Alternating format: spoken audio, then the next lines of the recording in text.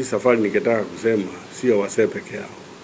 Hii safari vile tumeanza, tunataka kuongea kama wasee, akina mama na vijana wetu.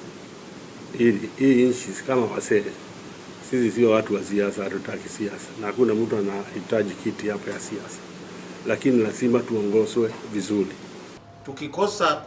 Kukosa uwiano na kukosa kupendana na kukosa umoja, basi linaweza kuwa taifa lingine ambalo kama taifa mengine jirani ambao kumezuka vita na vita vinaendelea, ambao taifa linaangamia na watu wanakufa bure bure. Tutafanya kazi tu pamoja. Umoja wa nchi ni muhimu kwa sababu tukiwa na umoja, kila mtu ataishi na amani, kila mtu ataweza kufanya biashara yake, kila mtu ataweza kuendeleza maisha yake akiwa na amani.